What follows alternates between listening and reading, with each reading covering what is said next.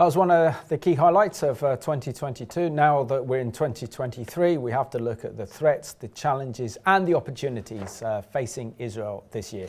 I've just said it, haven't I? Your question. So Jonathan, in your own opinion, what do you see as the opportunities and the challenges and the threats facing Israel this year in 2023? Iran is still certainly the prime concern in Israel, and I think for Christians worldwide looking at the scene over in the Middle East, Iran still is pursuing a nuclear threat to Israel. They continue to, in their conversation, deny the existence of Israel. So that is very much still a very, very major threat in 2023. There was another gentleman called Brigadier General Amit Sar, and he believes that there's going to be a greater threat from the West Bank as well in this coming year. He was saying that there's young people were getting up at 4 o'clock in the morning because there's a lot of anger, not only against Israel, but against the PA, the Palestinian Authority, Hamas, and other of those military organizations, and they're not being looked after, they're not being cared for.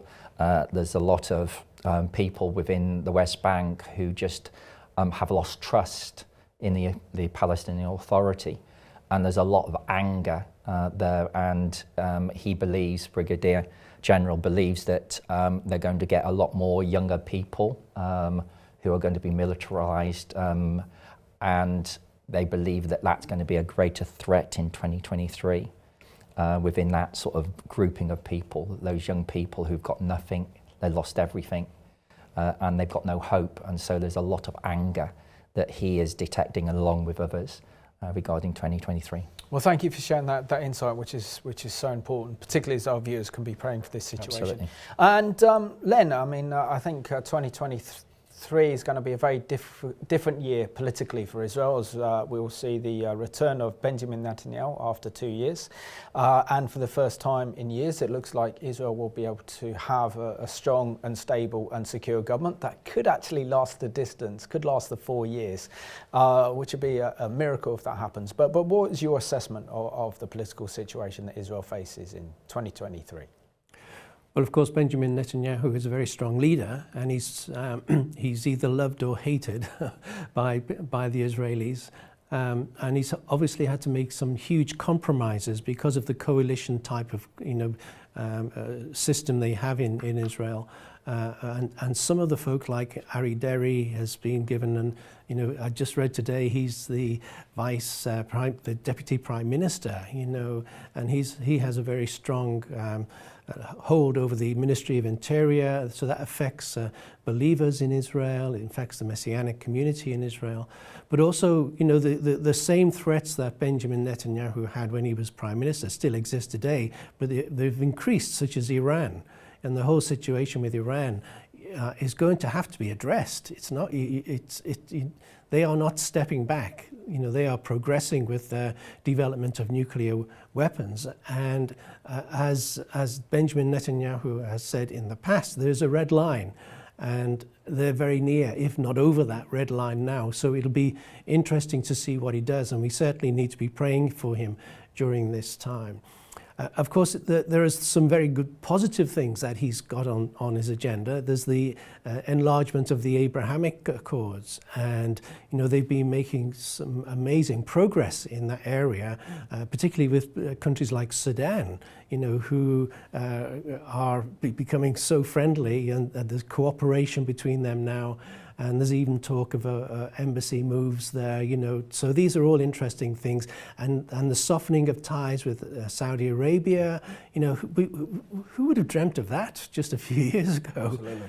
And of course, there's the other side, that Israel is now a very powerful economic nation. They've just, in the last few weeks, discovered oil on land in Israel. You know, and they're saying there could be as much as 200 years worth of oil.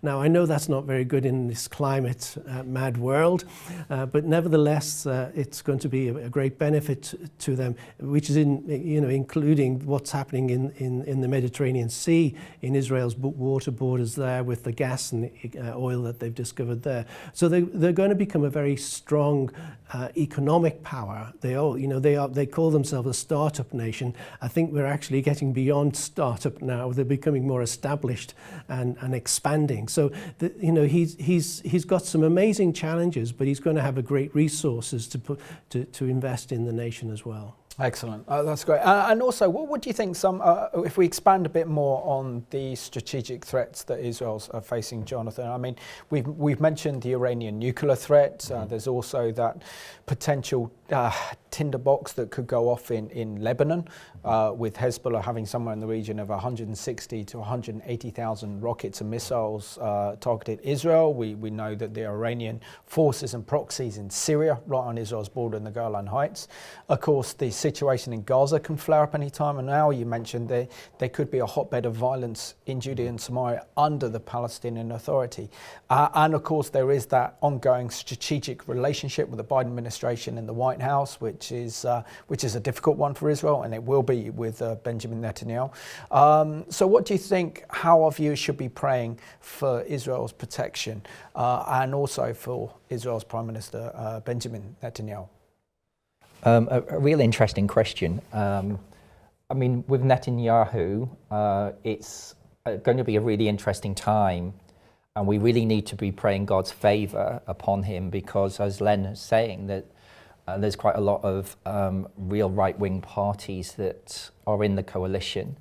And when you read what they're looking for, reneging on the grandparent rule, for those who want to make Aliyah, and other things that are being talked about at this moment in time, we really need to pray for a real wisdom for him, but where he doesn't go across his own lines for the sake of Israel.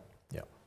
So that it encompasses both Jew and Arab, because that's important as well, because again, the Bible tells them that they have to look after the people in their borders.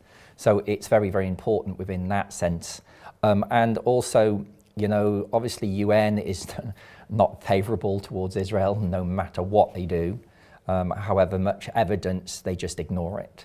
And so we just really need to continue to pray for them on the world stage, that the truth will be seen and it won't be corrupted by the Western media, and actually media around the world.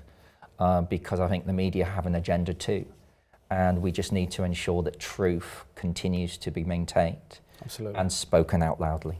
Excellent.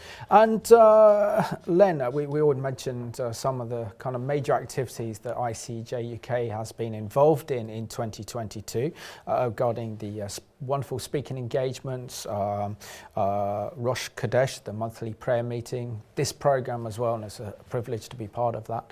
But what is the vision for ICEJ for 2023? I think, at the beginning of 2022, we decided that we were going to step out and see the work expand and not be afraid to point out to the church their responsibility to support and pray for Israel. And we're going to be doing that more of the same, and hopefully turning up the heat a little bit and being a little bit more proactive.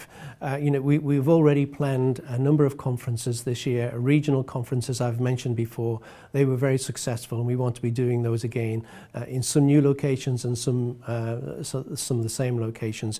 But also, our mandate has always been to comfort the people of Israel. So everything we can do to get behind that one mandate is part of what we're going to be focusing on.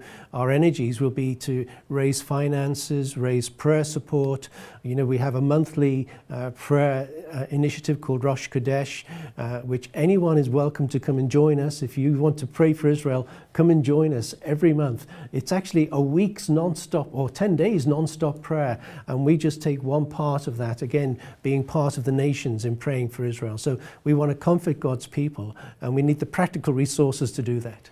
Excellent. And we're on to the kind of second part of the programme now. So really looking also what is big in the month of January is also the International Holocaust Memorial Day.